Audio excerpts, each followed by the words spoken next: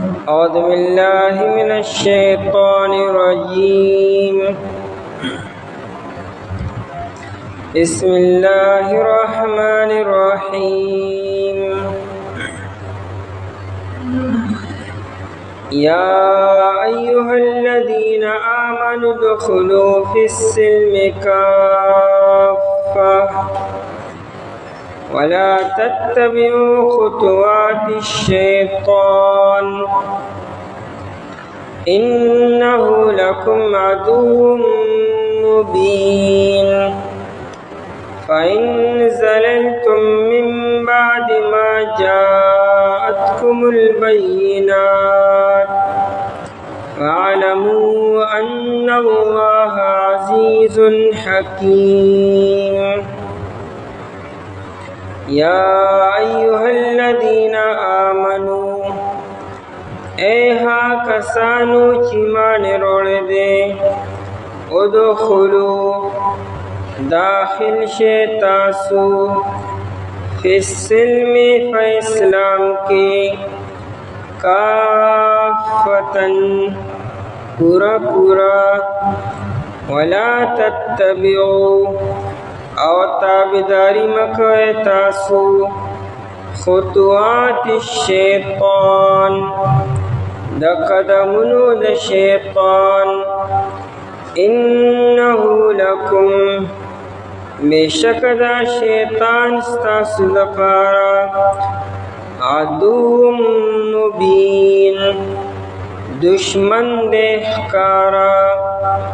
فَإِن زَلَلْتُمْ پس کچر تاسو خویدلے من بعد ما فاستعنا جاءتكم البينات چراغ لتاست واضح دلائل فاعلموا پس کوئی شیطاسو ان اللہ عزیز حکیم چی بیشک اللہ تعالی چلے زور ورد حکمتن والدے. پدے مح کے آیتنو کے دا خالص دیندارو دا خالص دنیادارو بیانو دے آیتنو کے دوارو تا خطاب دے چی پا دین اسلام کے مکمل طور بائیں داخل شے نو کتاسو دنیاداری نو دیندار بشے او که دیندارے نو پا دین کے منورم ترقیو کے.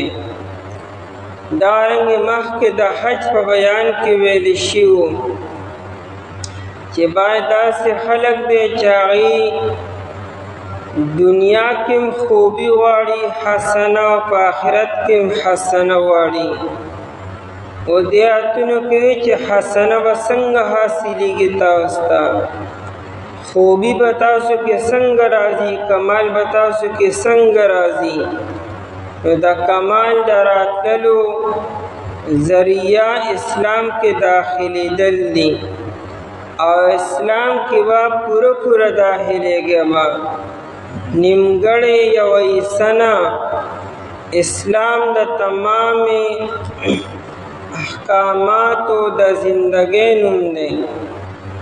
اسلام صرف دا عبادت نم نہیں کہ صرف عبادات کوئے تمام زندگی دا معشومالی نوالی تر وفات پوری دا طول زندگی با دا اسلام مطابق تیروے.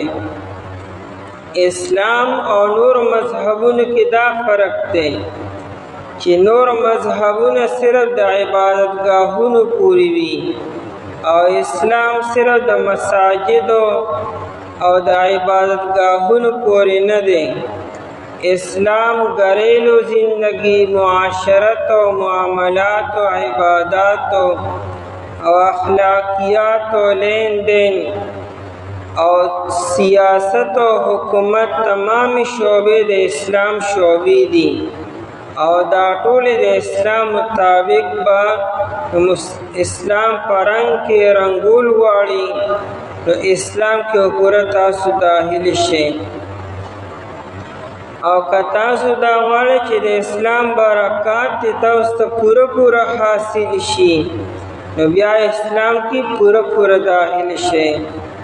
د صحابه کرام رضی الله عنهم زندگی د محترم هغه په اسلام کې پوره داخلو نو د اسلام 100% مددونه نصرتونه او د اسلام رنگ په زمانه کې چړو او غالبو هر سړی زنده تابنده اسلام یعنی اسلام په عملی شکل کې موجودو. اسلام صرف په کتاب کې، اسلام صرف په قرآن کې او اسلام صرف زبانی نو عمل کې اسلام ښکارېدو. چې چا به تپوس وکړ اسلام څه شی دی نو هغوی به ورته تشریحات نه کولو، مخامخ به چې کوم یو صحابي روان و به دا اسلام ته ګوره، د ده جامو ته ګوره، د خبرو ته ګوره، د ګرځېدو ته ګوره، د ده کردار او گفتار ته ګوره به دا اسلام دی. یعنی اسلام یو زنده شکل کې مخصوصی شکل کې موجودو. نن د اسلام تشریحات ډیر دي، کتابونه ډیر دي، په اسلام باندې دومره کتابونه لیکلي، دومره په یو مذهب نه دي لیکلي شوي، په سونو جلدونه زندګۍ به تیرې شي لیکن هغه خلاص نشي، دومره لیکل شوي دي او دومره بیانات په اسلام باندې کیږي او دومره تقریرونه او دومره مضامین او دومره لټریچر دومره عرض کیږي لیکن عمل کې اسلام کم دی او وینا کې اسلام ډیر دی. قرآن داوی چې تاسو پوره داخل شئ په اسلام کې او که اسلام کې داخل نشوئ نو شیطان په لاره باندې ځئ. ځکه دنیا کې هم دغه دوه لارې دي، یو د رحمان ده بله د شیطان ده. که د رحمان په لار رانلې، د رحمان لاره اسلام ده. ان الدین عند الله هو الاسلام، د الله په نسبت باندې دین چې هغه دین اسلام دی. نو که دین اسلام ته پوره رانلې د شیطان په لاره به لاړ شئ، د شیطان په دین کې به داخل شئ او شیطان په خپله ګمراه شو نو تاسو به هم ګمراه شئ او د شیطان مرجع چیرې د شیطان واپسی جهنم ته تاسو هم جهنم ته واپس شئ. یا ایها الذین آمنو، خطاب مومنانو ته دی چې اے مومنانو پوره اسلام کې داخل شئ. تفسیر قرطبی، روح المانی، ثعلبی یہ ټولو حضراتو لیکلي دي چې آیت اصل کې د عبدالله ابن سلام رضی الله عنه او دا ملګرو باره کې نازل شوی دی، لیکن قرآن کریم د عبدالله ابن سلام رضی الله عنه نوم نه دی اخیستی او نه د ملګرو نوم اخیستی. قرآن کریم قانون کلی بیان کو چې هر سړی به داسې کی. عبدالله ابن سلام رضی اللہ عنہ چې اسلام کې داخل شو، چونکه مخکې دی کتابي و، د اهل کتابو نو او د اهل کتابو په دین کې د هفتې د ورځې تعظیم او د خالي د ورځې تعظیم کو، لکه څنګه چې مسلمانان د جمعې د ورځې تعظیم کې احترام کی، دارنګ یهود او نصاراو با د خالی ورځ او د اتوار ورځ تعظیم وکړو. نصارا د اتوار د ورځې کې او یهود د خالی د ورځې کې. یو عبدالله بن سلام رضی اللہ عنہ پڑھ کے د خالی د ورځې عظمت موجودو. دویم دا چې د موسی علیہ السلام یعنی په شریعت کې او د یهودو په نسبت باندې دیو د اوښانو غوښه نه خوړله او د اوښ پی به یې نه څکلو. نو عبدالله بن سلام رضی الله عنه د عملګرو دا ووی چې اسلام کې اسم د اوښانو د پی څکلو یا د هغې د غوښې خوړلو تاکیدي حکم نه دی، یعنې څه واجب څه فرض او څه سنت مؤکد حکم نه دی. اسلام کې خو دومره خبره ده چې د غوښو خوړی شي جایز ده او د اوښانو پی څکې شي جایز دي. نو دا نه چې ګنې خامخا به څکې او که دې ونه څکل نو ګنې تارک سنت دې پرېښودو یا ګنې واجب د نه پاتې شو یا فرض د نه پاتې شو. او بل طرف ته د یهودو په نسبت باندې د دې غوښه حرامه وه او پی څکل حرام و. نو هغه وی راشه زه په اسلام کې به د اوښانو غوښه نه خورم او د اوښ پی به نه څکم. نو په دواړو باندې به عمل کېږي، د یهودو په مذهب باندې به هم عملو شي او اسلام کې به هم څه رکاوټ پیدا نه شي. دا ردی په خپل زړه کې دا خبر راله چې داسې به شروع کړو. قرآن کریم آیتونه نازل کړو او دا لارې مکمل بند کړه چې فی الحال هو تاسو موافقت راوړئ د اسلام او د یهودیت په منځ کې، چې تاسو وایئ چې د اسلام د دایرې نه مونږ بار نه شو، د یهودیت خبرې پکې هم پای باندې عملو شي. نو فی الحال ورته دا نیت دی.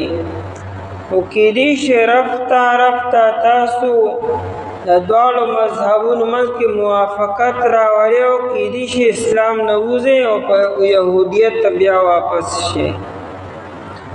لہذا دا لارې بند کړه چې نه یهودیت پرېږدئ، اسلام کې پوره داخل شئ. د یهودیت خبر یا منسوخ شوي دي، دین په خپله منسوخ شو نو خبرې منسوخ شوې. نبی علیہ السلام چې تشریف راوړو مخکني تمام ادیان منسوخ شو، که هغه دین د موسی علیہ السلام دی او که دین د عیسی علیہ السلام دا منسوخ دی. په هغې باندې سړی عمل نشي کولی. اوس دین اسلام چې دی هغه د عمل لپاره دی. د دې وجې نه یوه پیره عمر رضی الله تعالی عنہ ته د تورات یو نسخه میلاو شوه، یو څو پاڼې میلاو شوې. هغه یې راوړې او د نبي علیه السلام مخې ته ډېر په حیرانتیا سره او په تعجب سره د هغې شروع یې کړه چې ګورې څونه ښکلې خبرې پکې لیکلي دي. عمر رضی الله عنه هغه صحیفه لوستله او د نبی علیہ السلام د مخ مبارک رنگ بدل شو، سور شو، د غصې او د ناراضګۍ اظهار کو. لیکن د عمر رضی الله عنه کته خیال نو چې د نبی علیہ السلام جذبات داسې دي. ابوبکر صدیق رضی الله عنه دواړو ته کتلو. نو عمر رضی الله عنه ته عمره تلحقته وګوره نبی علیہ السلام ته. هغه چې د نبی علیہ السلام رنگ مبارک ولید نو پوه شو چې نبی علیہ السلام په دې خبره باندې خفه دی.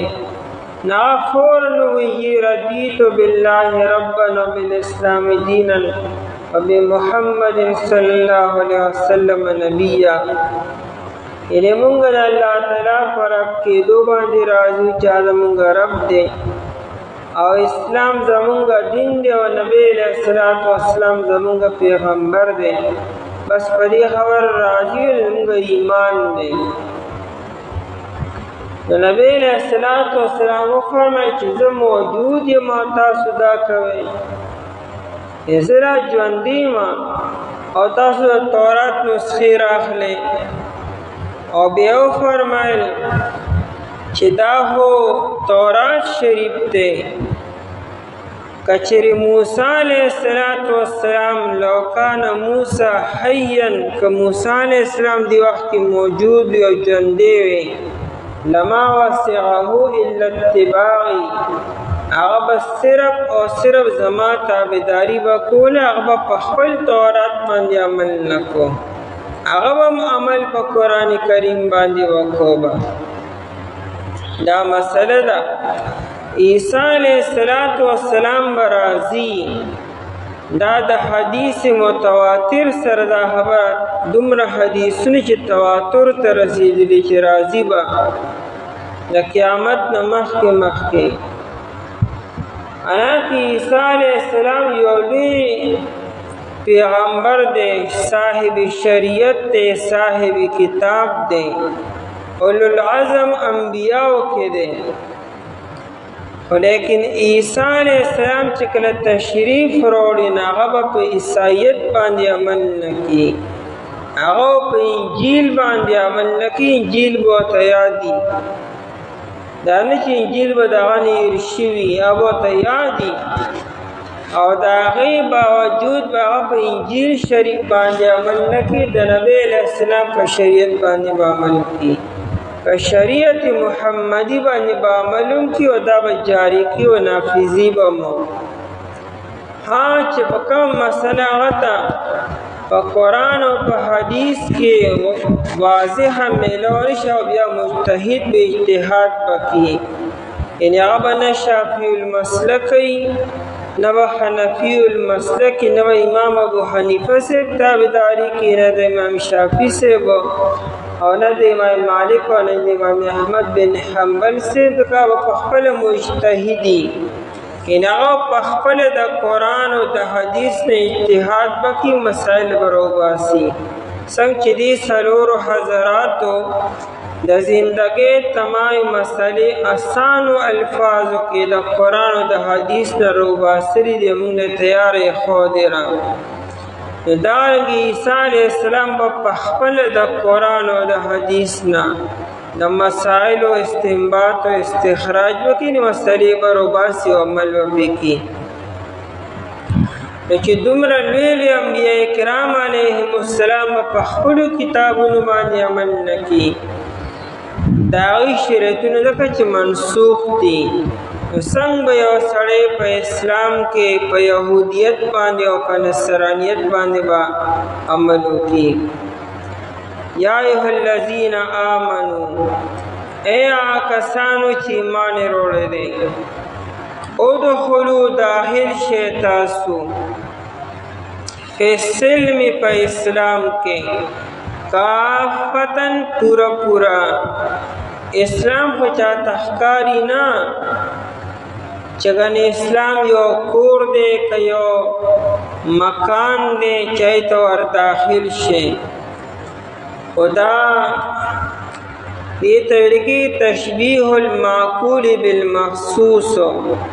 اسلام خو نه چاته ښکاري نه چې ګنې یو ځای دی، خو قرآن کریم لکه څنګه چې تاسې یو مکان ته ور داخلېږئ او یو ځای ته ور داخلېږئ او پوره پوره دننه ور داخل شئ نو په امن کې شئ، او که نه بار ولاړئ په دروازې نه بار یا په دروازه کې ولاړئ نو خطره ده. نو دارنګې د اسلام په کناره کناره مه ګرځئ، بلکې دننه ورشئ او پوره ور داخل شئ چې په امن کې شئ، محفوظ شئ. ادخلوا داخل شئ تاسو فی السلم په اسلام کې، کافتن پورا پورا. سلم او سلم قرآن کریم کې دواړه استعمال شي. سلم معنی اسلام او د سلم معنی صلح کولو.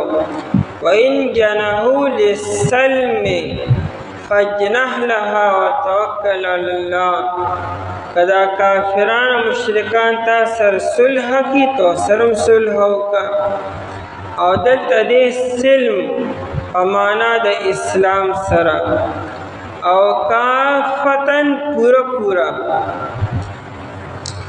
کافتن د کفن نه دی او کفن دو معنی دي یو معنا منع کولو او بل معنا جمع کولو دی تلی تپاروے کی کف ویلی کی کف نو دام جمع کول کی خلق پدی یو سید راغون کی او یا پدی خلق منع کولم کی کتابانی سو گزار کی یا جنگ کی خلق ہوتی کف تلی محمق کی مکوا پدی منع کولم کی گی او جمع کولم کی گی ددی قمیص دی لمن تاربے کی کفت القمیص وی تو پدی کم خلق را جمع کول کی او یوسی دا غرزیدون منی کی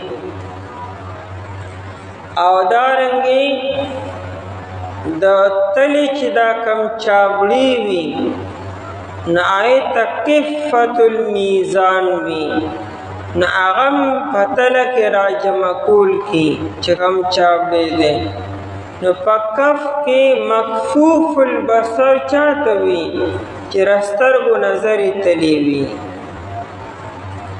نو پکفن کی دا منع کولو دا جمع کولو مانا دا کافتن یہ ہوئی راجم شیطول پٹول پا اسلام کی او یا کافتن منع کولو مانا وسنگ کو مطلب دادے چی یو تنم اسلام کی را داخل دون منع کی گے ما راشی و تطولو یادا چی اسلام کی را داخل دون یو ایسا بار کوئی ما چی گنی عمل بستاسو دا غیر وی عقیدوم دا ایمان و دا اسلامی چی منگ دا عقیدی پتور وانی مسلمانانی و عمل منگا دا غیر مسلم ہوئی نو دا سنا خپل حرس دا اسلام مطابق کے پا اسلام کی داخل شے کافتن پورا پورا دا سلم نور معنیم شوی دی لکا یو دا سلم معنی اطاعت دے داخل شے پا اطاعت کی پورا پورا تابدارے کی پورا پورا دا سلم بل معنی الدین دین کی پورا پورا داخل شے اور دا سلم بل معنی احکام دا دین دی دا دین پا احکامات کی پورا پورا داخل شے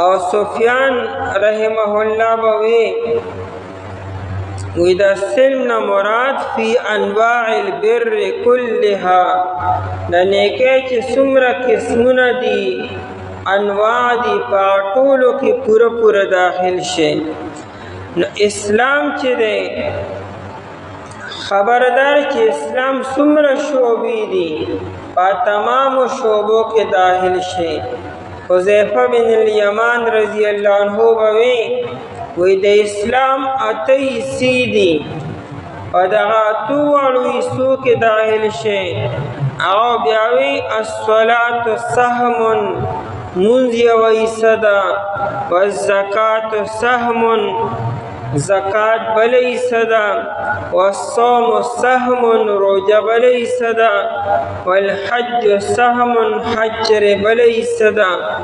والعمرة سهم عمرم یوی صدا والجهاد سهم جهادم دا اسلام یوی سا و شعبدا والامر بالمعروف سهم خلق تدنے کو حکم کو دام دے اسلام یوی صدا والنهی عن المنکر سهم خلق دا ناروا نمن کولم یوی سرا او یہ فرمائے وقد خواب من لا سهم له آغا سڑے ناکامر چاسر دے اسلام یوی سم نشتا نے منز پورا دے نے زکاة پورا دے نے حج پورا دے نے روجہ پورا دا اور نہ دا نور خبریا کشتا دا سڑے ناکام و نامراد دے چی دس دا اسلام یوی سم پورا نشتا دے نفع سلم پہ اسلام کی کافتن پورا پورے ہوئے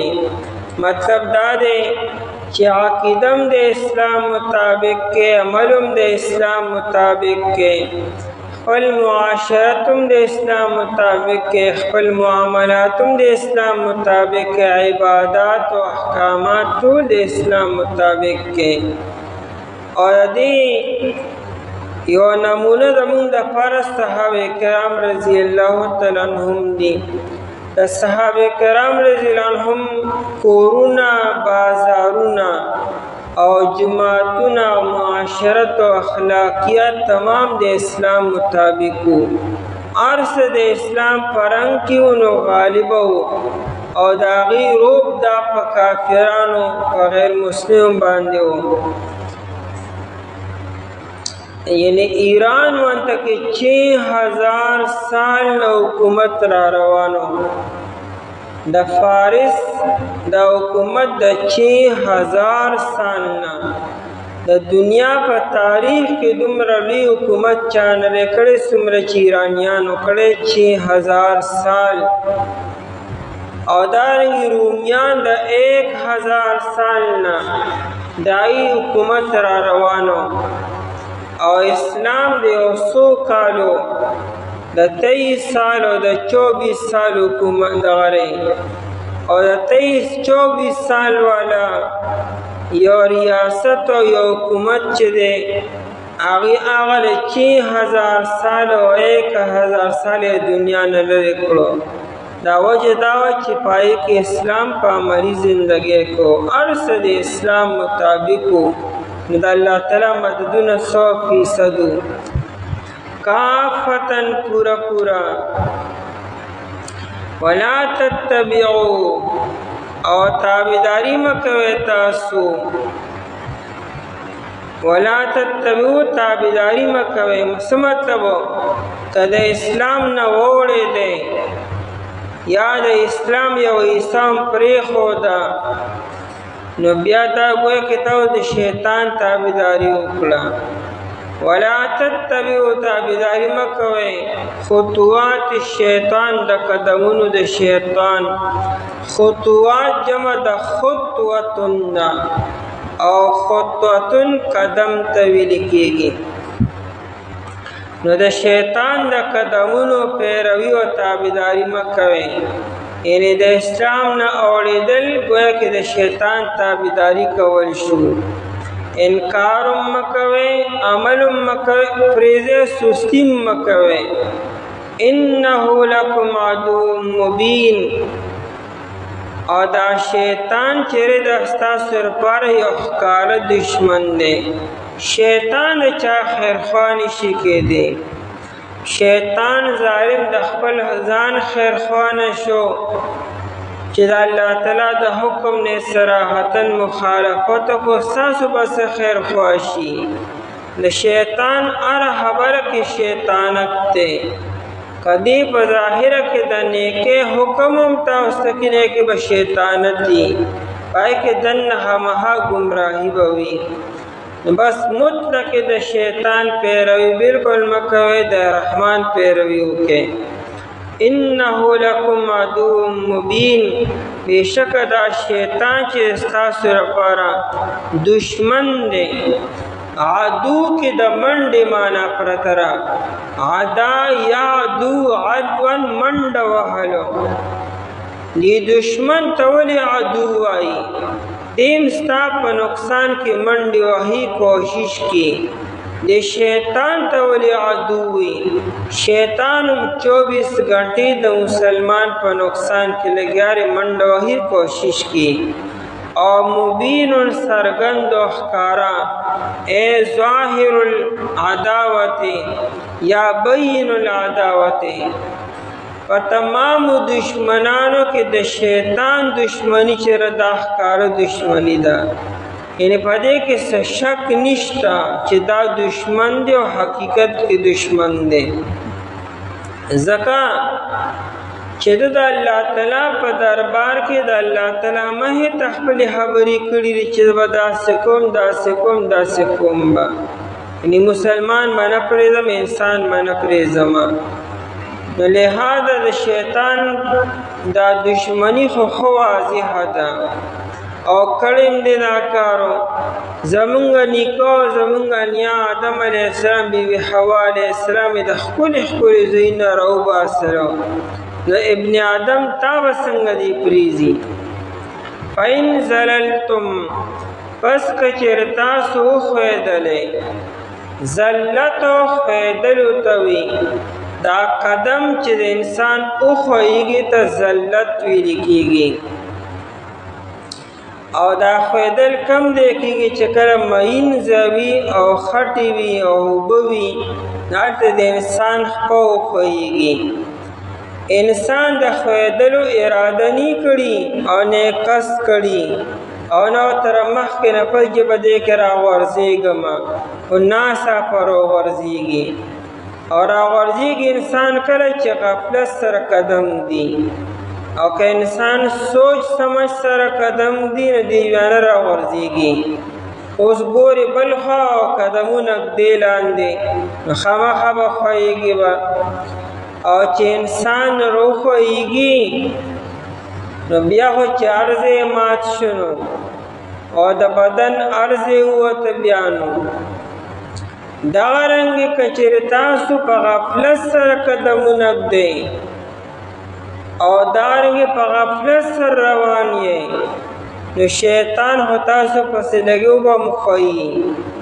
او که وښویېدلې نو پدې کم دی ته به رسئ بیا او چې کم دی به ماتېږي بیا نو فإن زللتم پس که چېرې تاسو وښویېدلی زلتو بابو زلت القاری زمونږ د فقهاو په کتابونو کې بابو زلت القاری یعنی قاری صاحب چې تلاوت کی یو سړی مانځه کې تلاوت کی او دې په مانځه کې وښویېږي یعنی قرات خطا شي د یو ځای نه بل ځای ته لړ شي وی یو ځای ورسېده بل ځای ته نو دې ته زلت القاری وي نو دې به هم ځان را واپس کي به هغه غلطي به ټیک کي که داسې الفاظ وي چې سره معنا فاسدېږي نو لمونځ فاسد شو او که نه معنا ورسره نه فاسدېږي نو لمونځ بیا شوی دی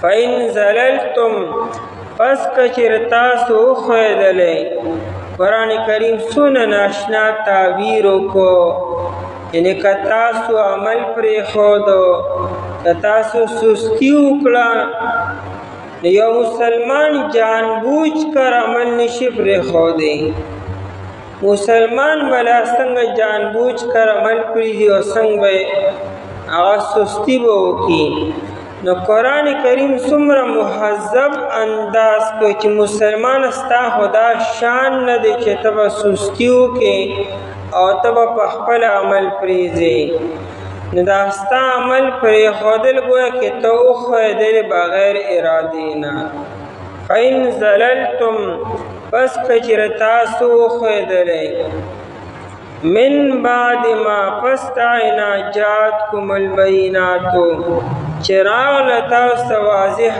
دلایلو د واضح دلایلو د علم د راتلو نه بعد تاسو وښویېدلی نو ګورې بیا پوه شئ بیا ګورې معافي نشته دی څه مطلب الله تعالی تاسو سره مخکې نه خبردار کړی چې دا د اسلام لاره دا د شیطان لاره ده او د دین بعد که یو انسان گمراه شو نو دی به سبا قیامت کې دا نه وي چې رجي زه خبر نومه زه خطا شوم او ما ته پته نه وه او ما له یو بل چانس راکړي نه خبره تا ته واضحه شوې ده مکملو د دې نه بعد که یو انسان وښویېدو او خطا شو نو بیا د لپاره سزا ده بیا دا معلومه شو قرطبي لیکلي دي چې یو انسان سره علم شته او د علم باوجود دی خطا شو د ده سزا د جاهل نه سیوا ده جاهل ته معافي نشته د قیامت پر ورځ باندې د قیامت پر ورځ به څوک هم دا نه چې ما ته پته نه وه دا عذر الله تعالی نه قبلی، لیکن دا سزا و بیا هم د جهالت د وجې نه کمه وي او سره د علم چې کم انسان خطا شوی دی نو د هغه سزا به د جاهل نه سیوا وي. د دې مطلب جاهلان ښیو چې کم از کم سزا هم کمه وي، د عالم اجر هم ډېر زیات دی، بیا د علم د وجې د هغه مقام به هم ډېر زیات اوچت وي. دا خو تنبیه ده چې سره د علم ګورې چې ته د جاهلانو په شانتې کارونه کوي. د علم خو یو ډېر ناشنا مقام دی. تفسیر مظهری لیکلی دی، د ابن عمر رضی الله عنه روایت را نقل کړی موقوفاً، یو عالم دین ته به سبا قیامت پر ورځ وویلی شي چې جنت ته لا مه داخلېږه، خپل تمام شاګردان چېرې هغه جنت ته داخل که بیا جنت ته ځه. دا خو د هغه ده چې شاګردان داخلي هغه د علم یو ناشنا مقام دی چې صحیح علم الله پاک چاله ورکړي او د عمل مطابقي. نو دې مطلب که جاهلان به ښیو ځه چې سزا کم وکړو. دې کې ترغیب دی چې علم سره کم از کم جهالت نه پکارو. فاعلموا پس پوه شئ تاسو ان الله عزیز حکیم چې بېشک الله تعالی زورور دی، عزیز و غالب او زورور و زبردست وي، حکیم حکمت والا دی. قرطبی لیکلی دی دا کعب احبار سے چې دی دا تابعی دی. کعب احبار د نبی علیہ السلام په زمانه کې و، دا تورات ډېر لوی عالم و. په نبی علیہ السلام د نبی علیہ السلام په زندګۍ کې ایمان رونړو. د ابوبکر صدیق رضی الله عنه په دور کې د ایمان رونړو. د عمر فاروق رضی الله عنه په دور خلافت کې د ایمان رونړو. بیا به د قرآن زده کو. نو چې قرآن زده کو نو یو قاري سي ورته د قرآن تلاوت کو، نو چې دا آیت ورته ښه او من بعد ما جاءتکم البینات ته ورسېدو نو قاري صاحب خطا شو، نو هغه ته وایي فاعلموا ان الله غفور رحیم. ان تاسو پوه چې الله تعالی بخښونکی مهربان دی. هغه دا خو د قرآن آیت نشي کېدی، ما له هم نه راځي، خو دا د قرآن آیت نشي کېدی ځکه چې یو قرآن دمکي ورکړي که چېرې وښودی نو ګورې پوه شئ چې الله تعالی بخښونکی مهربان دی که نه زه به صدا به درکړي. داسې خبره پکار ده. نو یو بل قاري صاحب روانو وی راشه دا آیت څنګه دی؟ نو هغه دی فاعلموا ان الله عزیز حکیم. او دا اوس د قرآن آیت دی. یو عربي په لاره تېرېدو، عربي بانډچي ته چې د اسلام نه خبرو، یو مسلمان تلاوت کو السارق والسارقة فاقطعوا أيديهما جزاء بما كسبا نكالا من الله. غلاګر سړی او غلاګر ښځه دې له سزا ورکړئ، لاس ترې نه کټ کړئ، او دا لاس کټ کول سزا د الله تعالی له طرف نه ده. اور پسې آیت دی والله عزیز حکیم، الله تعالی زورور دی، غالب دی او حکمت والا دی. مسلمان په غلطی سے والله غفور الرحیم، الله بخښونکی مهربان دی. عربي وی دا د قرآن آیت نه دی، دا د الله تعالی کلام نشي کېدی، دا د بادشاهانو کلام نه دی، ځکه چې یو هوی چې سزا والا ورکړي لاس ترې نه کټ کړي، بلکې بخښونکی مهربان دی. په داسې ټایم کې خو بیا خبره لږه زوره پکار ده، سترګې سرې پکار دي غاښونه روباسل پکار دي برابر به کوم سم شی ګورئ الله غالب او داسې الفاظ پکار دي ناغه مسلمانی چې غلط شو والله عزیز حکیم دی اوس دی قرآن ټیک کو فعلموا پوشی تاسو ان اللہ عزیز حکیم اللہ غالب دے یعنی زورور دے سزا در کولی شی ور صرف دمکین دا او حکیم حکمت والا دے اے آکسانو چی ایمان روڑ دے داخل شیطا سپا اسلام کی پورا پورا اور تابداری مکہ دا قدمونو شیطان بیشکن دا شیطان چی دستاسر پارا دشمن دے سرگندو پس کچے تاسو خویدلے یا تاسو خطا شوی پس آئینا چراغلی تاسو واضح دلائل پس کوئی شیطاسو چی بیشک اللہ تعالی غالب دے حکمت والدے اعوذ باللہ من الشیطان الرجیم بسم اللہ الرحمن الرحیم هل ينظرون إلا أن يأتيهم الله في ظلل من الغمام والملائكة وقضي الأمر وإلى الله ترجع الأمور هل ينظرون دی انتظار نکوی الا مگر اند دی خبری یاتیہم اللہ چراش دیت اللہ تعالی فی ظلل فسورو کی من الغمام دور یزی والملائکة او فرشتی وقضی الامر او فیصلو کلیش دکار وإلى الله او خاص اللہ تعالی تا ترجع الامور واپس کولی شی ټول کارونه فدی آیت مبارکہ کے تحدید دے دمکی دا زجر دے زورن دا او خلق تا چه پا ترغیب نکار ناخلی او پا اسلام کی اسم لا پورا پورا نداخلی گی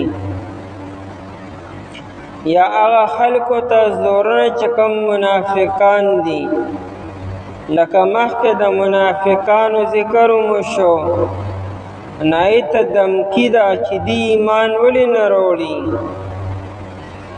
او یا مخکې آیت کې ویل شو چې اسلام کې پورا پورا داخل شي او د شیطان د قدمونو تابعداري مکوئ دا کم خلق چې په اسلام کې پورا پورا نه داخليږي او د شیطان په قدمونو باندې روان دي نایت دمکی دا چې تاسو ولې شیطان تابعداري کوئ په اسلام کې ولې نه داخليږئ آیا ردی خبر انتظار کوئ چې الله تعالی فیصله وکړي عذاب در باندې نازل کړي او ستاسو خاتمه په کفر باندې شدی خبر انتظار کوئ نو دا کار وموشي لیکن بیا موکنی بیا د ایمان درولو د توبې د باسلو مکو بیانی اوس خو دنیا کې الله تعالی تاسو له مقدر کړی دا ایمان مروړی شي توبه مباسل شي او د خپل نقصانات تلافیم کولی شي لیکن چې کله دغه ورځ راشي نو بیا د نقصان تلافی ناممکن وي بیا و ایمان قبول نی فرعون باہرے کی ایمان روتا تیار شو لیکن مقدلا ستلی و د موسی علیہ السلام دا ټول عمر ترغیب دای نه هیڅ پیدا وانه غستا بار بار د الله تعالی ر طرف نه تنبیحات راتلو د طوفان په شکل کې او د وینو په شکل کې او دارنګ د چندهانو باران په کېدلو او د سپګو وغیرہ دای نه پیدا وانه غستا او چې کله عین دو مرګ ټیم راغی د عذاب ټیم راغی نو آټیم ایمان وروړو ته تیار شو لیکن قرآن چې دا ایمان قبول نشو نو آیا تاسو نه دی خبر انتظار کوئ چې ملک الموت راشي او یا جبریل علیہ السلام عذاب وروړي او الله تعالی د فیصله اعلان کړي بیا به تاسو ایمان نه وړئ بیا خو به ایمان نه قبلېږي هل ینظرون دا هل په معنا د الله سره دی ینظرون یعنی لا ینظرون دا ینظرون لفظی معنا د قتلو لا ینظرون دی نګوري او په معنا د لا ینتظرون سره دی انتظار نه کوي قرآن کریم کې په ډېرو ځایونو کې ینظرون د ینتظرون په معنا باندې استعمال شوی دی دی نګوري یعنی دی انتظار نه کوي او دا محاوره ده په پښتو کې خلک دا د انتظار په معنا باندې استعمالي خلق ما ته لګو ګورا یعنی ما ته انتظار وکا نو دا قتل په معنا د انتظار کول سره نه لا ینظرون دی انتظار نه کوي دا سوکو ندامخ کې آیت مبارکه کې چې کوم په اسلام کې پورا نه داخليږي نو دی انتظار نه کی مگر د دې خبرې یا ینظرون کې اشاره منافقانو طرف ته ده دا منافقان مخلص کیږي نه دی دړن ایمان نه وروړي مگر د دې خبرې انتظار کی یا ینظرون کې اشاره اهل کتاب طرف ته ده دا يهود او نصارا ته چې دی نبی علیہ السلام ولید او دی ایمان نه وروړي نو څه انتظار کی چې آیا الله تعالی په خپل راشي بیا ودی ایمان نه وروړي الا مگر ان یاتیهم الله د دې خبر انتظار کی چې راشي دی ته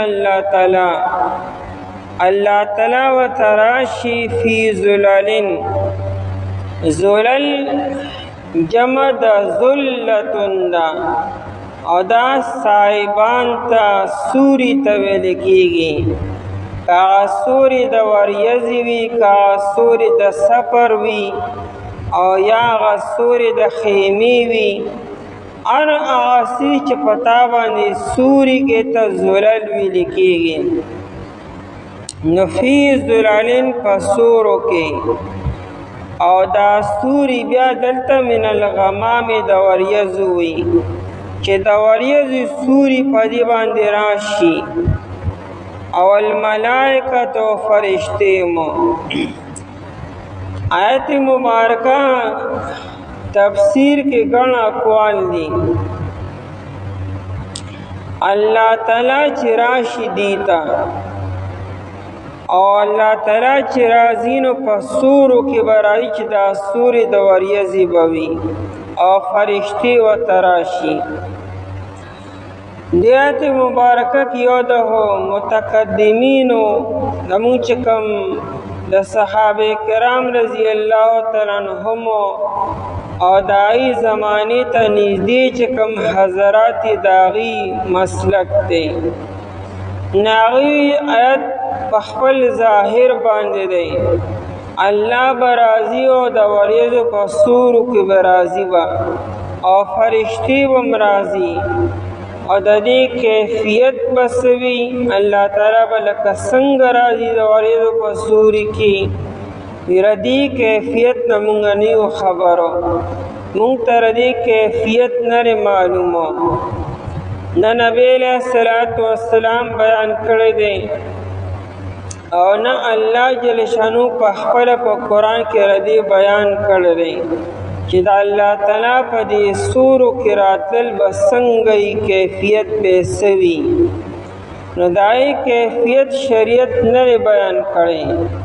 صحابه کرام رضی الله عنهم د علم ډیر حرصناکو، هغه یو خبر نه د پرېښودې، هغه باریک باریک سوالات هغه د نبی علیہ الصلوۃ والسلام نه کړي دي، لیکن د دې خبرې تپوس نه لري کړي چې دا د الله تعالی د راتلل به په سورو کې څنګه. نو چونکه حالانکه صحابه کرام رضی الله عنهم تدایتونه مهتو او بیا مغی تپوس نه کنه، په دې کې اصل کې ادب دی چې د الله تعالی دراتو باره کې موږ تپوس نره په کار مناسب ندي، بد الله تعالی شان سر راتل چې څنګه مناسب دي بس هغه شان به الله تعالی راضي. دنیا کې ډېر خبر باندې انسان نه پوهیږي او د انسان علم دای ته رسائی نشي کولی. یہ انسان عقل محدود دے، د انسان سمجھ محدود دے، د انسان ظرف محدود دے، ټول خبرو احاطه انسان نشي کولی. ډېر خبرې ډېر علوم با او ډېر مسائل به د قیامت پر د انسان تخکاره کیږي او ظاهریږي با. لکه غټه مسله تقدیر ده، د تقدیر په ډېرو مسلو باندې انسان نه رسی. کته ارسمره تحقیق وکي، ارسمره ریسرچ وکي، ارسمره سټډي وکي او کتابونه وګوري، لیکن یو هیره کې به وایي چې بس په دې الله تعالی خپويږي.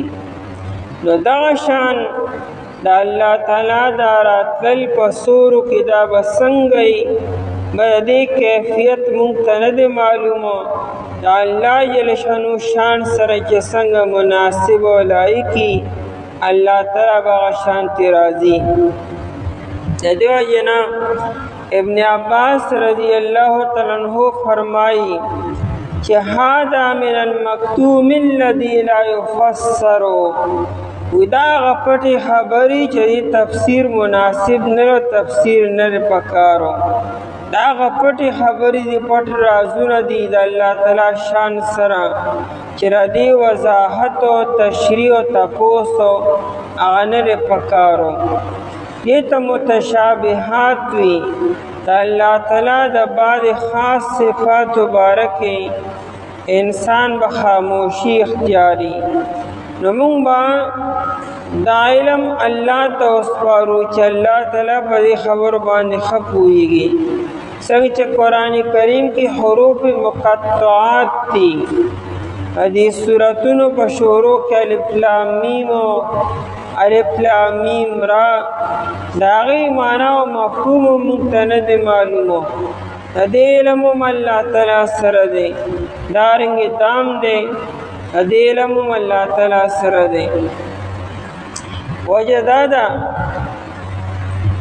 چې دل تراغ یاتیهم الله چې الله تعالی دی تراشی او اتیان ویل کیږي انتقال د یو مکان نه بل مکان ته، د یو زینا بل زیتا منتقل کېدل او قصد کول ته اتیان ویل کیږي. خلک پلان کې راغی چې دا کم ځای نه تر روان شوي هغه مکان نه دی مکان ته رالی، دې ته اتیان ویل کیږي. نو د انتقال لپاره جسم پکار دی او انتقال به ته په یو مکان او په یو ځای کې به کې د یو مکان نه بل مکان ته تللو او د راتلو لپاره جسم او خپې پکار دی. او الله جل شانه د پاره داراتو چې دا کم جسم دی الله تعالی دین پاک دی بلدا چې ته چې دیو مکان نه بل مکان ته راتللو نه الله تعالی په یو مکان کې محدود نه دی انداسی یو مکان نشتا چې پای کې دی الله تعالی وی د دې وجنا علامہ ثعلبی رحمه الله لیکلی دی په خپل تفسیر الکشف والبیان کې او قول د علی رضی الله عنه ته منسوب کړی دی وی چې چا دا وی چې ان الله فی شیء ومن شیء وعلى شیء فقط الحد چې څوک دا وی چې الله تعالی په یو سیز کې دی په یو مکان کې دی او یا الله تعالی من شیء دستنه پیدا دی او یا الله تعالی په یو سیز باندې د پاسه دی دا ملحد دی او بیا وجه بیان کړی دا چې ته چې الله تعالی په یو مکان کې دی نو ګویا کې ته الله تعالی محدود کو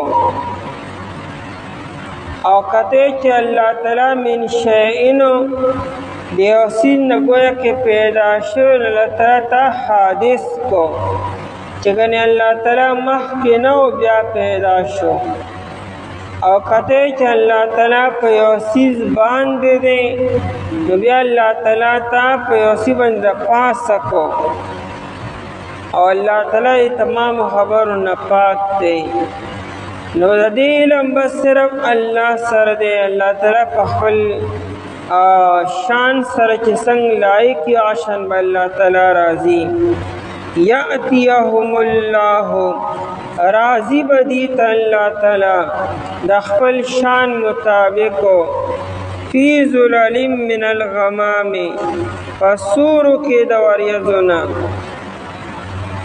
ابن مسعود رضی الله تعالی عنہ فرمایي چې د قیامت پر ورځ باندې الله تعالی اولین او آخرین را جمع کی یجمع اللہ تعالی الاولین والآخرین اولین و آخرین یہ تمام انسانان دا آدم علیہ السلام نوالی تر اخرانی انسان پورے تمام جنات و انسان اللہ تعالی را جمع کی او دی ټول په یو میدان کې ولاړی او بره به ګوري سترګې به کولوي او الله تعالی به د خپل شان مطابق د کرسین د عرش نه هغه کرسی ته به نزول کې په سپینو سپینو وریځو کې او ابن عباس رضی الله عنه فرمایي چې فرشتي به د الله تعالی نه غیر چاپیری وي دا کرسی نه بغیر چاپیری وي او الله تعالی به د خپل شان مطابق نزول به وکړي ان یاتیهم الله دا چې راشي دي ته الله تعالی لیکن رستو چې کوم علماء کرام دي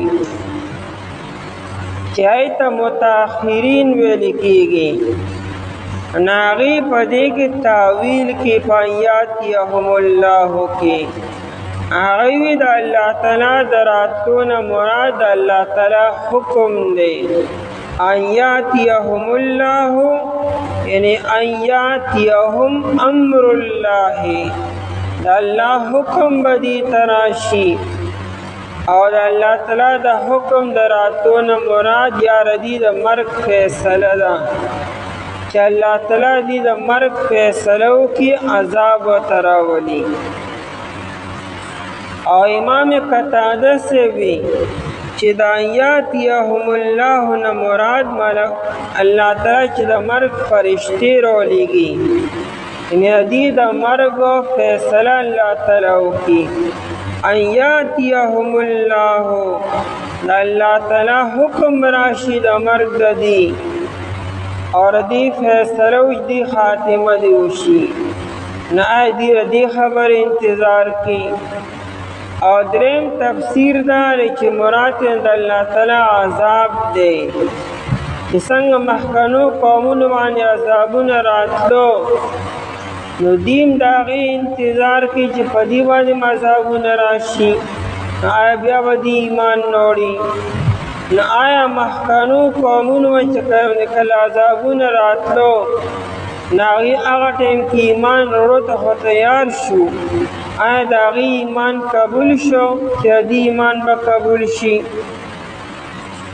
ان یاتیهم الله دا چې راشي دي ته الله تعالی فی ظلل کسورو کې ظلل جمع د ذلتون دا سورو توی صاحبان توی من الغمام د وریځونه غمام وریځ توی او وریځې ته غمام ځکه وي چې دی په غمام کې د پټولو معنا ده غم یغم معنا پټولو دی وریځې ته غمام ځکه وي چې دام پټول کوي نورې د خلکو نه پټ کړي وي ستوري پټ کړي وي اسمان پټ کړي وي او دی غم ته غم ولي وي دا غمم د انسان ارس پټ کی د انسان په عقل باندې په سترګو باندې په هوش حواس باندې پرده راشي په غمزده انسان به ته سلام وکړي او سلام اورېدلی هم ني ته مخې ته تېر شي تا به لیدلی هم ني نو دې غم تم غم ځکه چې دا انسان پټ کی د انسان په عقل باندې پرده راولي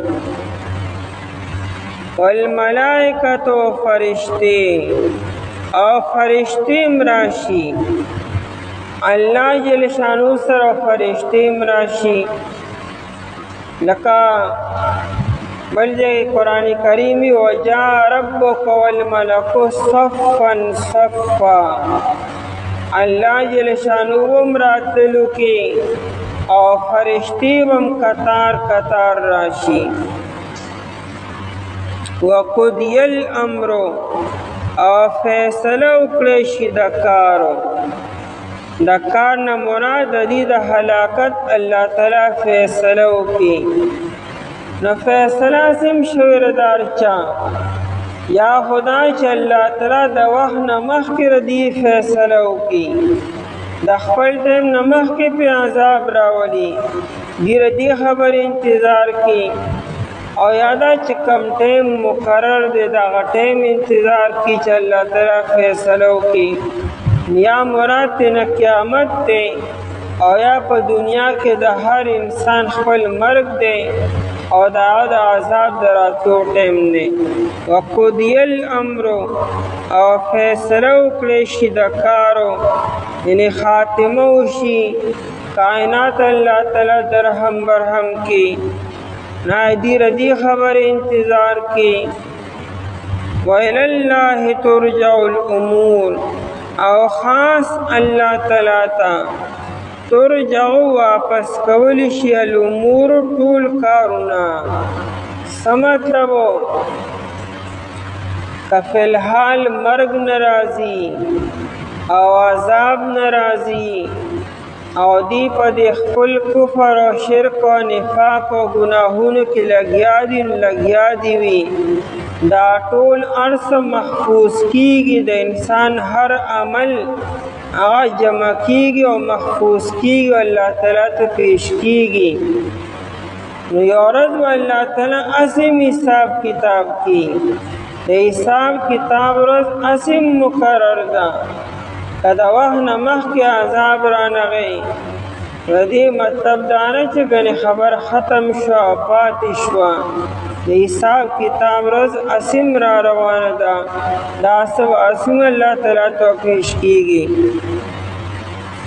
خاص اللہ تعالیٰ تا واپس کولی شٹول کارونا اور ټول خبریں ټول اعمال اور ټول افعالو اسم اللہ تعالیٰ تعالی سے پیش کیگی اور اللہ تعالیٰ سے فخفلوینی و مرات دا قیامت رزدہ چې د قیامت پر ورځ باندې الله تعالی بیا دار خبرې حساب کتاب او فیصله وکړي. دنیا کې الله تعالی فیصله کولی شي، لیکن دنیا کې الله تعالی هر انسان لګون ته اختیار ورکړی دی.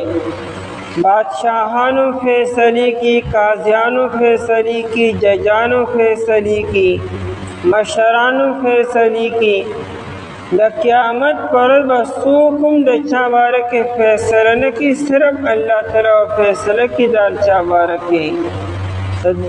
قیامت پر نه څوک بادشاہ وي، نه به قاضي، نه به ججي، صرف او صرف الله تعالی بادشاہ او الله تعالی به قاضي وي. نو الله تعالی په دغه ورځ باندې د خلکو منځ کې هغه فیصلې وکړي. دی انتظار نه کوي مگر دی خبرې چې راشي دي ته الله تعالی په سورو کې د وریځونه او فرشتې او فیصله وکړي شي د کار، او خاص الله تعالی ته واپس کولی شي ټول کارونه.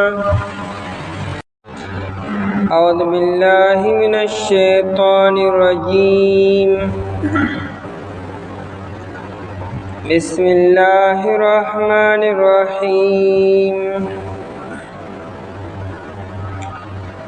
سل بنی اسرائیل کم آتیناهم من آیت بینہ ومن يبدل نعمة الله من بعد ما جاءته فإن الله شديد العقاب. زين للذين كفروا الحياة الدنيا ويسخرون من الذين آمنوا والذين اتقوا فوقهم يوم القيامة والله يرزق من يشاء بغير حساب.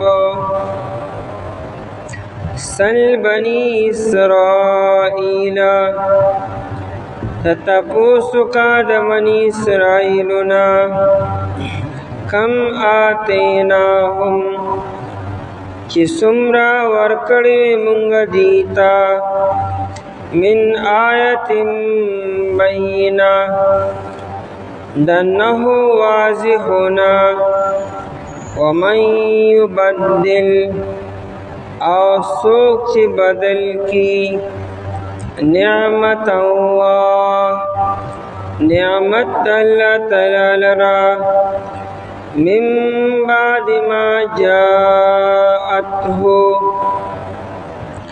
رستو دائنا چراغ دتا فإن الله شدید العقاب. پس بیشک اللہ تعالی چه دے سخت عذاب ورکون کے دے.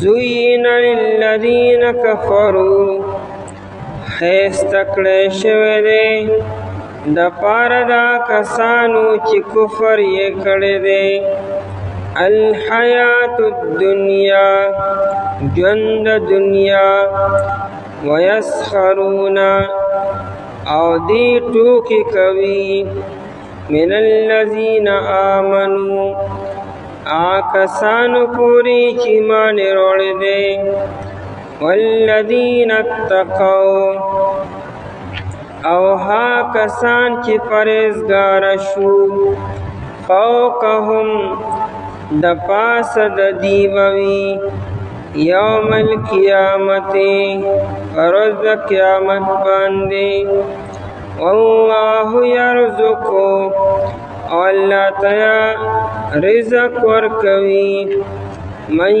یشاء چاته چې غواړي بغیر حساب بی اندازی.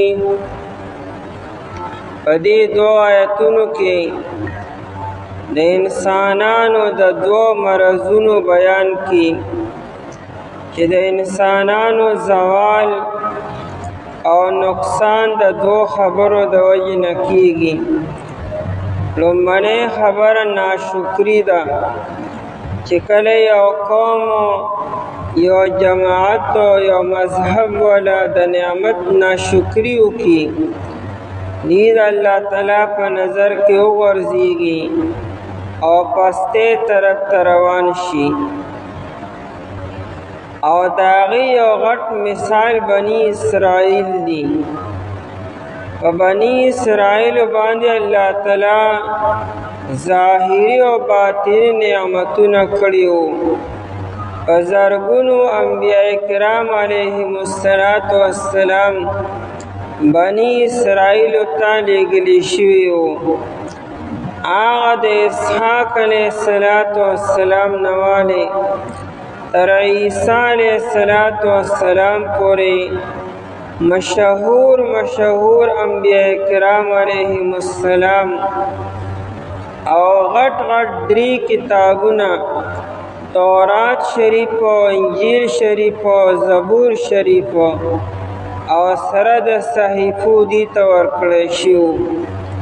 دارنګې ظاهري نعمتونه م الله تعالی دي ته ورکړو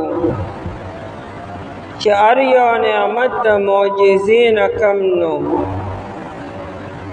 لیکن چې کله هغې ناشکري وکړه د نعمتونو نو هغه بني اسرائیلو الله تعالی زوال طرف ته او پستې طرف ته ولېږلو. په دې باندې لعنتونه په دنیا کې وشو. غضب د الله تعالی په دنیا کې راغی. ذلت او رسوایي په دې باندې مسلط شوه او دی چې په دنیا کې هر ځای کې خلکو ته د حقارت په نظر باندې ګوري او آخرت کې د دې لپاره عذاب دی. نو دې کې تنبیه ده انسانانو ته چې د الله تعالی د نعمت ناشکري به نه کوئ. نعمت چې څومره لوی وي دومره زیات شکر پکاري، قدردانی پکاري. او لوی نعمت نبوت دی چې الله تعالی تاسو کې یو نبی راولېږو نو د هغه ډېر قدرداني او ډېر شکر پکار دی. او چې څوک یې ناشکري وکړي نو بیا بني اسرائیلو ته دې وګوري. او دویم خبره د انسانانو د زوالو هغه یو بل پورې مذاق کول دي او سپک کتل دي. یو انسان ته سپک کتل او د حقارت په نظر باندې کتل او دا مذاق او ټټه وړولو دا د انسان دپاره زوال دی. بیا خاص کر که یو انسان دیندار دی، پرهیزګار دی، لیکن هغه سره ظاهري مال و دولت نشته، هغه ته په دې وجه سپک کتل چې هغه سره مال و دولت نشته، اسباب ورسره نشته، نو دا ډېر ظلم او زیاتي دی. ها یو انسان کې بله داسې یو خبره ده، هغه داسې فاسق او فاجر د نو ځان له خبره ده، هم هغه ته سپک نه دي کتل پکارو، لیکن دیندار دی، پرهیزګار دی او حیادار دی، لیکن ظاهري مال ورسره نشته، هغه ته سپک ګوري. نو دا د انسانانو د زوال یو بل خبره ده. مشرکانو کافرانو د مکې مکرمې کمزورو مسلمانانو ته سپک کتلو. ابو جهل او د هغې ملګري دی به صہیب رضی اللہ عنہ تا، ابو ذر غفاری رضی اللہ عنہ تا، بلال رضی اللہ عنہ تا، عبداللہ ابن مسعود رضی اللہ عنہ تا، دا ټول هغه صحابه دي چې ردی خپل درو او د دې مال و دولت او کوری سمنو، غریبانان فقرا صحابه و. نو دې کافرانو به دې ته سپک کتلو، وی تاسو ته دین څه درکړو، نبی علیه السلام تاسو له څه درکړو، صرف شنه باغونه رتهی چې دا ملاویږي او دا ملاویږي او مدد براشي او کامیابی براشي. او دارنګ بیا چې کله صحابه مدینې ته رالو نو مدینه منوره کې چې کوم رئیس المنافقین ابی بن سلول هغه هم صحابو پر خنداګانې کولې چې دا څومره کمکل خلق دی، د نبی علیہ السلام په زبانی خبرو باندې خپل کلی پرېښود مکه مکرمه او د عربو دشمنی په سر باندې واغسته او دارې څه میلو شو دیتا، عزتم تباہ و برباد شو او کلم لاړو او چم گاونډم لړو هر خاندانونه تباه شو او په لاس باندې سرام نلو. نو دی به دا مذاق کو صحابو پوری. قرآن کریم په دویم آیت کې دا خبره بیانی یو ورځ براشي به وینئ تاسو چې دغه کمزوري صحابه به د خلکو د پاسه به وي د درجې په اعتبار سره او د مکان په اعتبار سره. دی د الله تعالی دپاره هر څه کړي دي، په الله یې غیرت کړی د الله د دین دپاره او د پیغمبر علیه السلام دپاره. نو چې کوم الله تعالی سره د کفر او د سره د شرک ابو جهل او د خلکو له مال او دولت ورکولی شي، نو الله تعالی به دې صحابو ته چې د الله دپاره او د پیغمبر دپاره غیرت کړی دی هغې به نه ورکیسو. بل دا معیار دا دیم نه د انسان د په حق باندې د کېدو د کامیابۍ معیار مال و دولت نه دی. که چېرې په دا معیار وي بیا خو پکار قارون د دنیا ټولنه لوی سړی وي، لوی پرهیزګار وي. قارون له الله تعالی دونه مال ورکړی دی چې دومره په دنیا کې یو نبی سره نه او یو مسلمان سره دونه مال چې ته دنیا کې نه دی راغلی. نو آیا قارون کامیاب شسو؟ آیا هغه تعالی درجات حاصل شو؟ نو دا معیار نه دی. ډیر مال کېدل معیار نه دی چې انسان کې ایمان وي او ایمان سره بیا مالی نو خیر دی. خو که چېرې مال شته او ایمان نشته دا خو ډیر لوی وبال دی.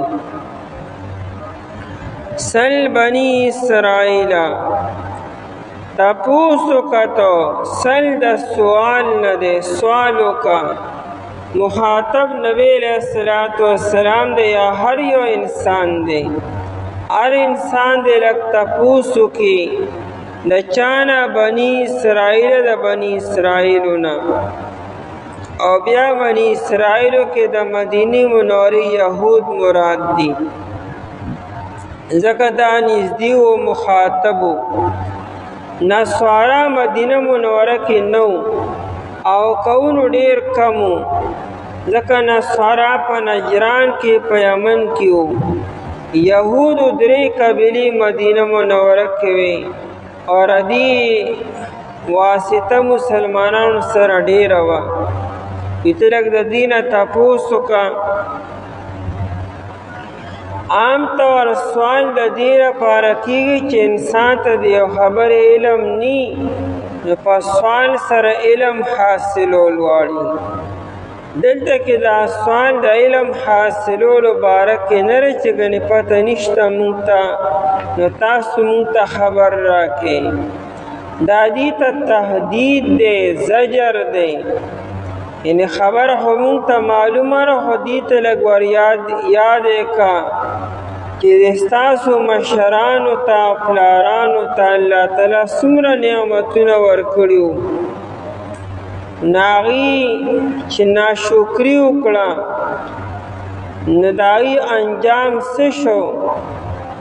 چې ستاسو مشرانو ناشکري کړې وه انجام یې خراب شو. نو ای یهودو او ای بنی اسرائیلو الله تعالی یو بل مقدر کړه د نبی علیہ الصلوۃ والسلام په شکل کې او د اسلام په شکل کې. دا یو بل ډېر لوی نعمت دی د نبی علیہ السلام دا وجود او د اسلام.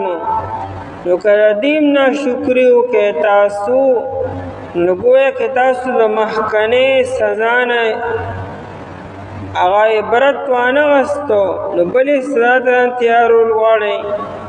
سل بني اسرائیل تپوس وکړه د بني اسرائیلو نه کم آتیناهم څومره ورکړي مونږ دوی ته. دا آتیناهم په معنا د اعطیناهم سره مونږ ورکړي دوی ته ورکړي او آتینا آباءهم و اسلافهم د دې یهودو چې کوم مشرانو او هغې ته مونږ ورکړي سو من آیت بینت نهی ته وي نشاني ته چې مراد ترنه معجزه را او داسې معجزه بینتن چې واضحه وه. معجزه اسم واضحه وي خو دلته بینه ځکه وي چې هر خاص او عام ته هر چا ته واضحه وه. یعنې دا نه چې صرف نبي پورې محدود وه بلکې هر چا ته ښکارېده. او دې نه مراد په بني اسرائیلو چې کوم غیر معمولي نعمتونه شوي وو. انسان عام طور د رزق حصول د ځمکې نه کی، کارونده کی، کار کسب کی، محنت کی، تجارت کی، نمال لاس لرازی. بنی اسرائیل ته بغیر د دینا سملاوی دو لکه د خوراک بهترین شي من او سلوا. نو دا نی پزمکه دی نه کرلو نه کرونده کوله او نه په بازار کې تجارت او لین دین کو نه دیر پر مسافرې کولی. الله تعالی په خپل کور کلی کې په خپلو بچو سر مخامخ بغیر د محنت نه بغیر د کوشش نه 2 ټیمه د امن او سلوا دی ورکولو.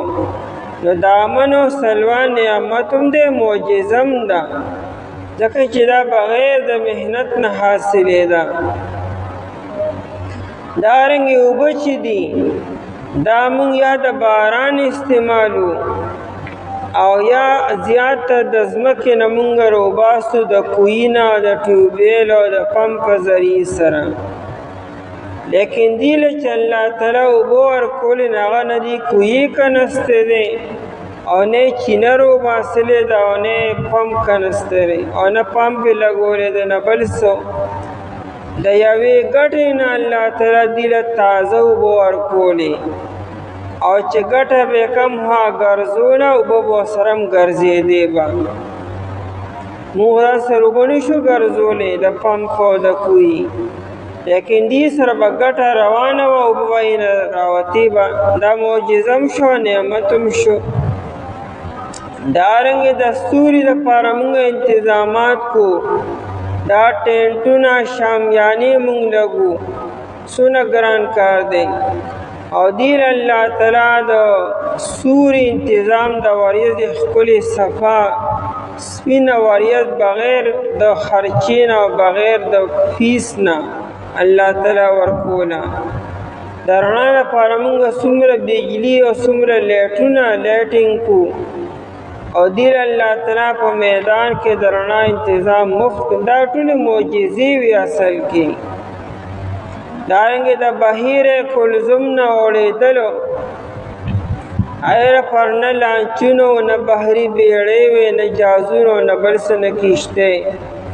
په وچ میدان باندې د موسی علیه السلام په لاس دی اوړېدو. هره خبره معجزه ده ځکه من آیت بینة وي دیو نه چې من نعمت بینة نعمت واضحه.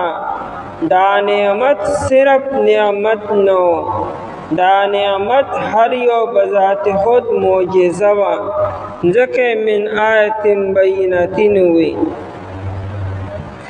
چې دومره لوی لوی نعمتونه او معجزې موږ ستاسو پلارانو ته او مشرانو ته او هر خاص او عام ته ورکړې وي، نو هغې څه چل وکړو؟ هغې ناشکري وکړه او د الله نعمت بدل کو. او ظاهره خبره چې انسان کله ناشکري وکړي نو بیا زوال لازي، نعمت الله تعالی بیا اخلي. نو الله دې نعمتونه مو اخیستل او الټا په دې باندې وبال راغی د ذلت او رسوایۍ په شکل کې. نو من یبدل نعمت الله، او څوک چې بدل کې نعمت د الله تعالی لره. قرآن کریم قانون بیانی کدا کار هر څوک کې په هر زمانه کې کی چې کله د الله تعالی د نعمت ناشکری وکړي، یعنی دا کار صرف بنی اسرائیل نه هر څوک وکړي او د الله د نعمت ناشکری وکړه، نو د ناشکرۍ د وجې نه الله به نعمت مخلي، نعمت خو به خامخا الله تعالی اخلي، خو دې سره سره به سخته سزا ورته ملاویږي، لکه څنګه چې بني اسرائیل ته سخته سزا ملاو شوه. من بعد ما جاتو دلته کې نعمت الله نه مراد اسلام دی، او یا د نعمت الله نه مراد نبی علیہ الصلوۃ والسلام دی. دا د الله تعالی ډېر لوی نعمت دی، نبی علیہ السلام او اسلام. او یا به عام خبره والو هر یو نعمت د الله تعالی چې چا بدل کو من بعد ما جاته رستو راغی نه چې کله راغی درته چې کله نعمت ورته میلو شو لاسولی راغی او دی پوه شو چې دا خو د الله تعالی نعمت دی او د هغې باوجود ناشکري کي، نو فإن الله شدید العقاب، پس بېشک الله تعالی چې دی سخت عذاب ورکوونکی دی، دمکی ده. دا نن سبا چې څومره مسلمانانو کې دا بے برکتی دا او نحوست دی، د هغې یو بنیادي وجه دا چې ناشکري ډېره شروع شوې ده. د الله د نعمتونو شکر کم دی او ناشکري ډېره ده. څوک یې په خوله باندې ناشکري کوي او څوک د چا د حال نه معلومېږي، چا د کال نه او چا د چال نه معلومېږي. هر انسان د الله نه ګیلهمن دی چې ګنې ماته د هر څه میلولی نه شو، نو دا د ناشکرۍ یو غټه وجه ده. صحابه کرام رضی الله تعالی عنهم کې یو بنیادي صفت د شکر و چې به د الله په نعمت باندې شکر ادا کوي. شکر دی الحمدلله هر څه ډېر دي، حالانکې په ظاهره کې هېڅ هم نه چا سره هېڅ هم نه دومره لباس و نه دومره خوراک و نه داسې مکانات و نه داسې سهولیات و چکموس دي، حالانکې صحابه زموږ نه په هزار چنده باندې بهتر خلک و او موږ د هغې په مقابله کې هزار چنده ښکته یو، لیکن په هغې باندې مجاهدې څونه دي، ریاضتونه څونه دي او په ظاهره کې هېڅ هم نشته، اوس هر څه شته دی او د هغې په ژبه د الله شکر او نن سبا ناشکري ده. د هغه د خبرو نه ناشکري معلومېږي. نو دې وجې نه بې برکتي راله او نحوست راغی او دارنګې کمې راغی. د الله د نعمت شکر ادا کول پکار دی چې الله شکر دی. ایوب علیه السلام باندې د الله تعالی ازمایښونه ډېر زیات رالو، نو تر دې چې مال هم لاړو، اولاد هم وفات شو، کور هم را پرېوتو، فصل هم تباه شو، ځمکې هم لاړې او بلاشی ساری و ساریم لڑو غلامان و وینزم لڑی تفصیل منگا سورہ صافات کی بیان کرو سورہ صاد کی نو بی و تا یو پیروی چه دا بیماری او بیا پا ذات باندی بیماری پا بدن باندی رالا نو ایوب علیہ السلام ہوئی چه بی اللہ تعالی سون زمانہ صحت را کرو نو پرید بیماریم دا اللہ یو نعمت تکنا صحتم منگو دیر زیاد دیدر دن کلک بیماری را لو سے چلو شو خیر چه اللہ تعالی والا کلبیا صحت پر کو بخاری کی روایت تے اغا مال علم اللہ تعالی دوبارہ ورکو دو چند اولاد علم اللہ تعالی دو چند ورکو اگر سو دوبارہ بیا دو چند ملو شو نیورز علام بلو بخاری کی روایت تینو دبرنا دسرو زر مولخان پر آپری وطلو دسرو زر جراد مولخانو ایوب علیہ السلام زر مولخان را غندول پا صادر کے او پا جورے کیا چولو اللہ جل شانہو تو فرمائے کہ اے ایوبا دا تعالی چه ما نور سڈیر در کڑی دی او دو چند میں در نغستار پارا کافی ندی چه تدارا غنڈے اوسو نگورا ایوب علیہ السلام سو یا اللہ ٹکتا خدا ستا نعمت دے او ستا دا نعمت نظم مستغنی کی دے نشم بے نیازہ کی دے نشم زبدانی چه نمات ضرورت نشتا دے اے اللہ چه تی راکے دبے قدردانی کم دبے اخلم دبے خمخا دن و محتاج گرم ہاں کتے نراکے نظر و بے صبری نکوما او ناشکری بنکوما او گیلا و شکوہ بنکوما وچه اللہ تی راکے نو بیا خوزو زان محتاج گرم زان بغریب و فقیر گرم دا بنوی چه نما سر مخ کے نار سر دیر دی دام دا اللہ دا نعمت ناشکری جی تالے و نعمت ملاویگی او تی نالے دم ناشکری دا فَإِنَّ اللَّهَ شَدِيدُ الْعِقَابِ پس بیشک اللہ تعالی چے دے سخت عذاب ورکون کے دے زُيِّنَ لِلَّذِينَ كَفَرُوا پریات مبارک کے دویم خبر بیانی چاگا غریبانانو پوری فقراو پوری مذاق کولو ٹوکی کولو آیت مبارکہ سل کے دا مکی مکرمی دا مشرکان و سرداران مبارک نازل شو چا ابو جہل او داغی ملگری دی ماندی اللہ تعالی دنیا فراح کڑے وا اللہ والا مال دیر ورکڑو ابو جہل و ابو لہب وغیرہ لا او چکم مومنان صحابہ و غریبانان وی سرسنو نو دیبا دا غریبانان و صحابہ پورے خندا کر دیبا وی لو کان محمد نبیا لاتبعہ اشرافنا ودا نبی علیہ السلام نبی ندے وزک نبی ندے کچر دی نبی وی نیمون برد تابداری کرنگ پدبانی ایمان ناوڑو یعنی کم سرداران و کم اشراف خلق دے اشرافیہ آغیب پا نبی علیہ السلام ایمان ناوڑو گویا کہ دی خپل ځان میں یارو گنو چه مونگ دا چابانی ایمان نوڑو بداوگنی حقی او کمونگے نمانو بداگنی نا حق دے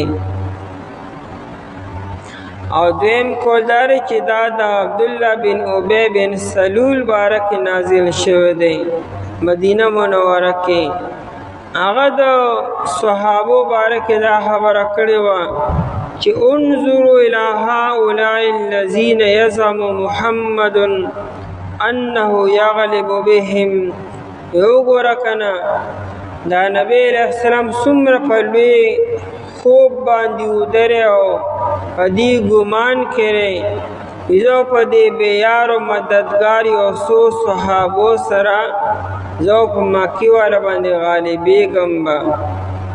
نو دا دی یو خوب نه ویني چې دې صحابو سره په تن باندې کپړې نشته، اسلحه خو ډېره لویه خبره، خوراک خو ډېره لویه خبره ده، او دی چې دا په دې سره غالبېږم به. نه به دا مذاق کو. دریم کول دا چې دا بنو قریظه، بنو نذیر او بنو قینقاع دا ډېر مالدار خلک و، دا یهودو. نو دی به صحابو پورې خندا کوله چې دې غریبانانو صحابو ته وګوره. قرآن کریم بیان کی زین للذین ښایسته کړی شوی د پاره د کسانو کفرو چې کفر یې کړی دی. دنیا ښایسته ده د هر چا دپاره، د مؤمن دپاره هم ده، کافر دپاره هم ده، خو د کافر دپاره خاص طور مزین کړی شوی ده، مزین کړی شوی را ښایسته کړی شوی ده. تزیین دلکش بنانا ته وي. دلکش څه ته وي؟ چې تا له زړه راکاوي. کش منه کینچ نه. خلک یو کش راکا، یعنی یو کش راکاږل. نو دلکشو چې تا له زړه راکاږي. نو هر یو خوشنما سي چې ښایسته هغه د انسان زړه ځان ته راکوي رانه وړو. نو دې پته تزیین ویلګي ښایسته کولو. نو ښایسته کړی شوی دپاره دا کسانو کفرو چې کفر یې کړی دی. الحیات دنیا، ژوند د دنیا. لکه د کافر او د مشرک ټوله نظر او ټوله منتها او مقصد په دنیا باندې وي. نو بس ای دنیا کې مزې لټي، دنیا پسې نښتې وي، دې ته دنیا ارڅ ښکاري. مجهول صیغه راوړوي. ښایسته کړی شوی دی. ښایسته کوونکی او حقیقت کې الله تعالی دی. ځکه دنیا الله تعالی پیدا کړې ده، اور دنیا دا حسن او خوشنوئی الله تعالی څخه پیدا کړې دي. او الله تعالی صرف خالق ته پدې معنی ښایسته کوونکی دی. باقی شیطان رو لګي نو اغاسی د انسان پسترو کې نورم ښایسته کی او وسوسه ته ورواچي چې دا نعمت په ګناه کې استعمال کا. دنیا کې بذات خود یو سیز قبیح نشتا، ټول خدي ارس سم دي. دا انسان بیا استعمالی په ناکاره طریقې سره. مثال چاړه ده، نو دا چاړه به ذات خود قبیح نه ده، ناروا سینره نه بیکاره دی، فیدې به راشي دي. او دا چاړه انسان په غلطه طریقې سره استعمال کړي، نو دا خو نه چې ګنې الله تعالی غلط چیز پیدا کړی دی، دا استعمال غلط وکړو. دارنګې هر یو چیز والا د هر یو چیز فواید او فیدې دي. انسان غلط استعمالی د شیطان په وسوسې سره. نو مزین شیطان هم دی، لکه شیطان وسوسه چې په دې معنی او حقیقت کې اثر کې الله تعالی چې الله تعالی پیدا کوونکی دی. ویسخرون او دی ټوکې کوي من الذین کسانو پورې آمنو چې ایمان راوړی دی. دا کافران مومنانو پورې ټوکې کوي، مذاق د چا توهین او تذلیل کول، سپکوالی کولو. یو د مزاح هغه جایز دی، او دا د مسخره چا پورې ټوکې ټکالې کولو. اسلام کې مزاح شته، نبی علیہ الصلوۃ والسلام کړی دی. پای کې د چا توهین او تذلیل بنو، سپکوالی بنو. اب صرف خوش طبعی و د خوش طبعۍ دپاره جایز دی چې پای کې ناروا خبرې ني، درو پکې ني، سپکوالی د چا ني، د چا د مذهب، د چا د نسل او د چا د قومیت او د چا د ذات پات سپکوالی پکې ني، نو بیا ټیک ته بیا سیده. نبی علیہ السلام ته یو بیبي راله، د خپل خاوند باره کې خبره کوله. نبی علیہ السلام ته کم سړی یاد دی چې په سترګو کې سپینوالی دی هغه یاد دی؟ او نه هغه بیبي فوراً لاړه، خاوند یې کور ملاس و، هغه یې سترګې کتې، وایي څه ګورې په سترګو کې مې؟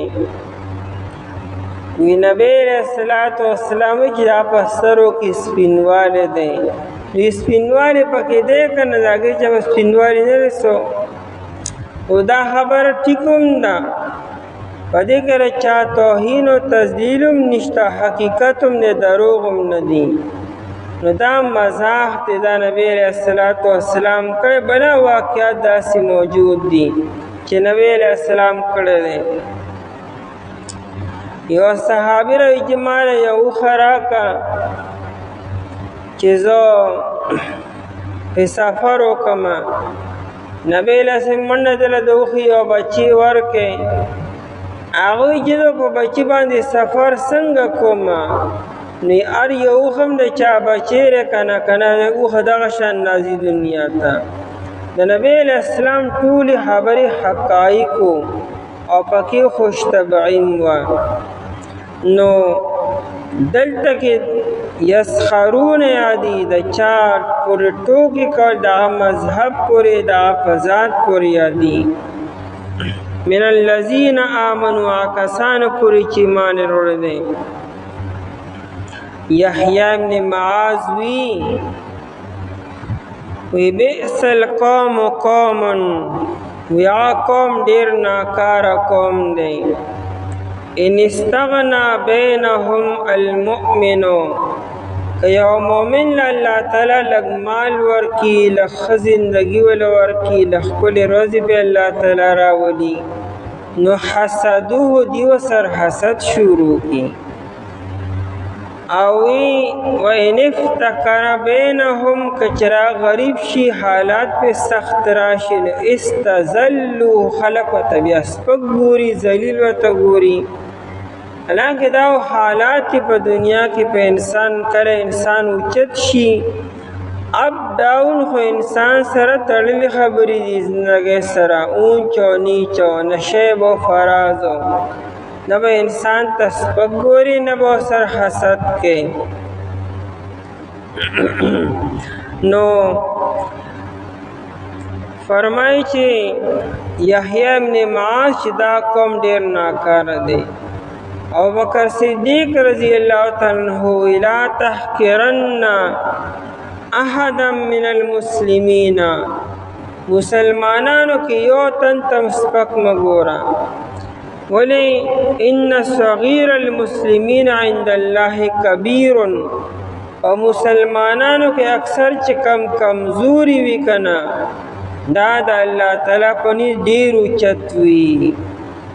کو نبی علیہ السلام فرمائی لعلکم ترزقون بضعفائکم، دا تاسو له چې الله تعالی رزق درکړي دا په کمزورو د وجې نه درکړي. په کور کې د یو معذوره دی او معشوم دی یا لیونی دی، هغه ته سپک مه ګوره، د هغه په وجه الله تعالی د کور خلکو له رزق ورکړي، ټول یې فراخه ورکړي. والذین اتقوا، او کسان چې پرهیزګار شو، چې پرهیزګاري یې کړې ده، یعنې د شرک نه ځان ساتلی دی. فوقهم، د پاسه د دوی به وي یوم القیامت، پر د قیامت باندې. د فوقیت نه مراد دا نه چې دوی په اوږو باندې وناستي، د فوقیت نه مراد مکان به ډېر زیات اوچت وي د صحابو یا د دغه مؤمنانو، ځکه چې مؤمنانو په اعلی علیین کې به وي. علیین اوچت مقام دی، او دا کافران مشرکان به لاندې سافلین کې به وي. نو د مؤمنانو درجه اوچته شوه. یا د فوقیت نه مراد درجات او مراتب دي. والله یرزقو، الله تعالی رزق ورکوي، من یشاء چاته چې غواړي، په دنیا کې مو په آخرت کې مو، بغیر حساب، بې اندازې. یعنې دا رزق د الله تقسیم دی، دا د انسان د کامیابی او د ناکامۍ معیار نه دی. دنیا کې ممکن ده چې یو کافر سره مال ډیری مؤمن سره کمی، او دا ممکن ده چې مؤمن سره ډیری، یو فاسق او فاجر صداینم سیواوي. نو دا معیار نه دی، اصل معیار ایمان او اعمال دي. چې هغه هم شته او مال هم شته نو ښه خبره ده، او که نشته نو صبر به کیږي. بغیر حساب، بې حسابه. د بې حسابه نه مراد دا چې د انسان د ګمان نه به سیوا وي. د انسان چې کوم حساب کتاب دی نه به ډېر زیات وي. ابن عباس رضی الله عنه فرمایي چې د بې حساب مطلب دا چې بې اندازې، یعنې بغیر د تلې به وي. ځکه چې کوم شی په تله کې راغی دا محدود دی، دا په حساب دی. او الله تعالی بې حساب ورکوي، په تله به هم نه وي، بې تلې او بې حساب به الله تعالی ورکوي. او بغیر حساب نه مرادو دا انسان مې په خپله شمار نشي کولی، دومره ډېر به وي. دا نه چې د الله تعالی د حساب نه به سیوایي، الله ته د هر څه حساب معلوم دی. دا چې چاته ملاویږي د هغه د حساب نه به زیات وي، د اندازې نه او د ګمان نه به سیوا وي. تپوس وکړه د بني اسرایلو نه، څومره ورکړو موږ دوی ته د معجزو واضحونه، او څوک چې بدل کړي نعمت د الله تعالی پس تای نه چې راغی دته، پس بېشکه الله تعالی چې دی سخت عذاب ورکوونکی دی. ښایسته کړی شوی دی دپاره دا کسانو چې کفر یې کړی دی ژوند د دنیا، او دې ټوکې کوي هغه کسانو پورې چې ایمان یې راوړی دی، او هغه کسان چې یې پرهیزګاري کړې ده. د پاسه ردي وی په ورځ د قیامت باندې، او الله تعالی روزي ورکوي چاته چې غواړي بې حسابه.